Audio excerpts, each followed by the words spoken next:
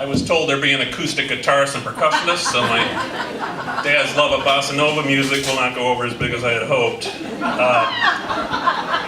Now, if you knew my dad, he's not a big lover of bossa nova music. If he was, he never told us, but he barely spoke until my mom died, so we couldn't have known. She got most of the talking in. Before my dad was 20, he had seen the Hindenburg blow up. He had been at Lou Gehrig Day, where, you know, I consider myself the luckiest man on the face of the earth. He had gone to World War II to serve in the Pacific. He joined the Navy because his father told him, well, if you're going to die, at least you'll have a full stomach in the Navy. So he joined that, and he lost $7,000 in one-handed poker while in the Navy, which is equal to $93,000 now. I looked that up. He faced Bob Feller, a Hall of Fame pitcher, while in the Navy, and he got blown off a ship and spent 24 hours in the Pacific Ocean while in the Navy. This was all before 20. After 20, nothing. Not a thing, man.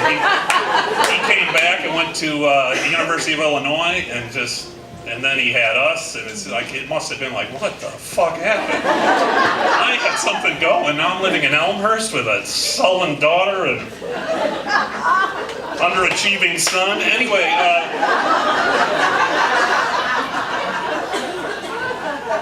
so I vowed not to be grumpy like my dad. He had a reason to be grumpy too. And when I had kids, I said, I'm not going to be grumpy. The greatest example of this is one time we took our kids to Europe. It's like we never took vacations, my parents. We took tiny little vacations wherever my dad had a job. So he worked for an insurance company, he went to inspect an auto plant, and we'd go along with him. And I had my first existential crisis by the pool in the Platteville, Wisconsin Holiday Inn, one of our trips. And I just looked around like, what is this? What is this? What's happening? Like, some of my friends would it's like, what is this? And not what is this, the Holiday Inn, like what is life? What's happening? This is awful. But to show you how different I was, we took our kids to Europe, you know? It's like, I'm not gonna be like Ray Wolfe. We're going to Europe. And they wanted to go to the Mediterranean, let's go to the south of France. I'll sit in my big baggy shorts, and the French are the only people who can make you feel like an asshole for not wearing Speedos, you know? So you just feel like a big, fat, pasty American around a bunch of chain-smoking guys with their topless wives. But the kids wanted to do it, damn it, I did it. So it was I think our generation wants to please their kids more. You know, my parents' generation grew up during the Depression. They were in World War II, they all lost friends and everything, so they didn't think that life was something that you were, could expect to always be fun and fulfilling. They had a much darker view of it. So, their idea of parenting was open the door in the morning, the kids come back at night, we'll feed them. Have a lot of them because you're going to lose a couple probably. Was that Kevin that never came back? Or that was okay, whatever. He was the red, okay, it's fine.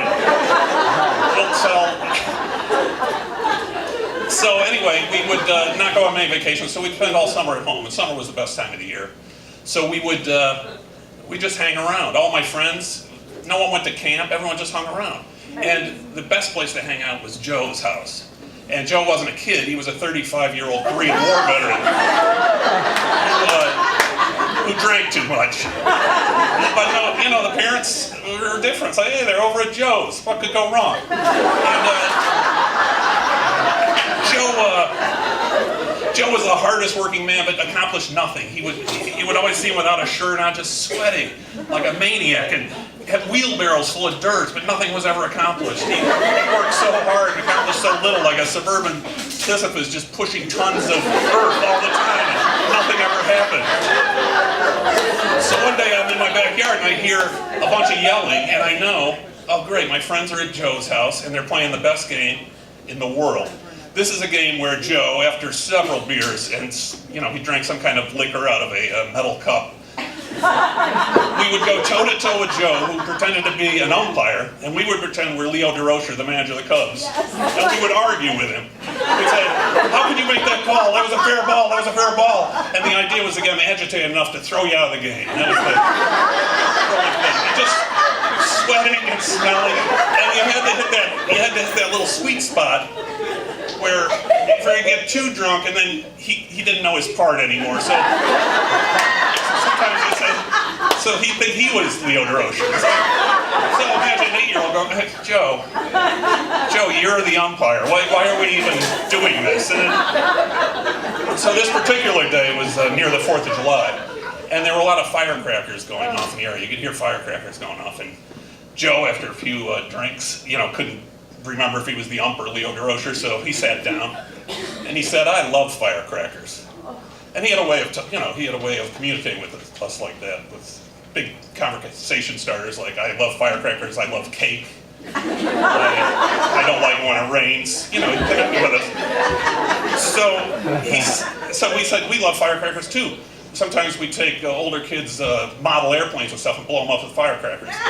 And Joe felt the need to compete with 8- and 9-year-olds. He said, well, I did more than that. I blew off cherry bombs in my mouth. I stuck M80s in my ears.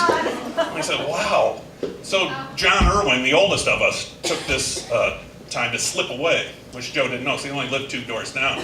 His dad had been to Tennessee where fireworks were legal. So he got a couple fireworks, and then Joe sort of drifted off for a while and then asked us if we could come by that weekend to dig a kidney-shaped pool in his backyard. I doubt it, Joe, but so John Irwin came back with black cats, and if you know fireworks, black cats, they're not the tiny ones, they're not huge, but they're not something you want to put in your mouth or ear. So John Irwin brings them out, and Joe, he says, oh, these are great. He lights a couple on the patio. They pop. He puts a couple in an empty beer can, makes a different noise. That's fun for a while. But he senses he's losing his young audience. And so he says, well, what else do you want to do? He said, well, you put them in your ears and your mouth and stuff. He goes, well, I'm not going to do that. And we said, okay. So he said, I'll blow a few off in my hand. And so he pops one up in his hand, and you can tell, it's like, oh, that didn't feel good. And we crowd around and see the powder burn on his hand. But then he holds it to his cold beer can, and a couple more go off. And then the youngest among us, 7-year-old Bob Graham, says, hey, Joe, you said you would put them in your mouth. And he goes, oh, no, I didn't, Bob, I didn't. He goes, yeah, you did. And then sort of a mob thing starts. He goes, yeah, come on, Joe, don't be a wuss. You said you put it in your mouth. So Joe, even in an inebriated state, realizes this isn't a great idea, but feels the peer pressure of his 7-, 8-, 9-year-old friends and can't help it. And so he puts one in his mouth, as sort of, as grandly as he can, as a shirtless guy can, with his young friends around him.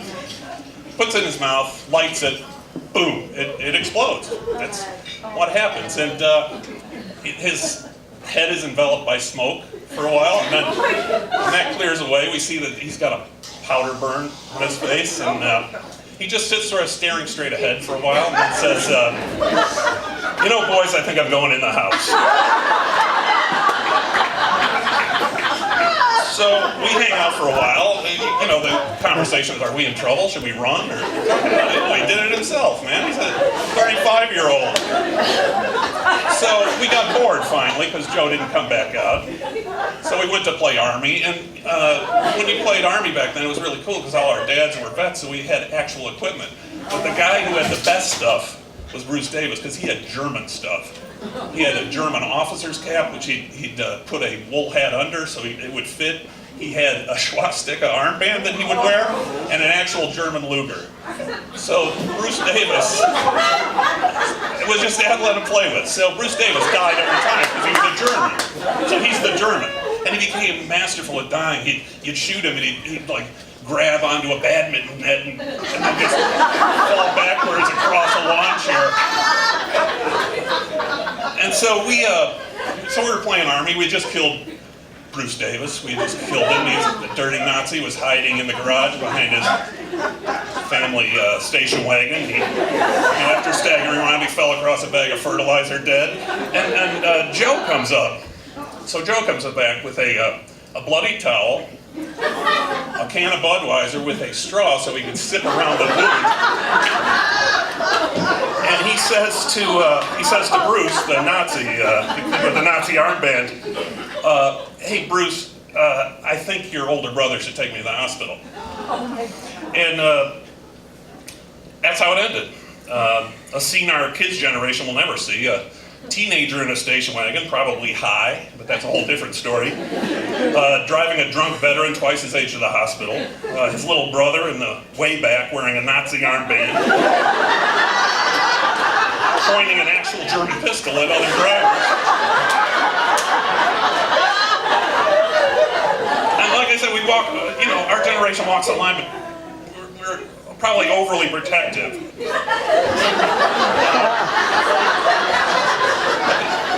So I think we even if we want our kids to experience freedom, we tend more toward the protective kind than the kind my parents and my neighborhood's parents let us do, where we hang at the house of the neighborhood alcoholic.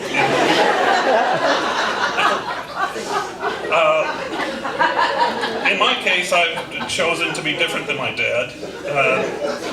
All in all, not a terrible decision, I think. I'm just not sure what stories our kids will have to tell someday.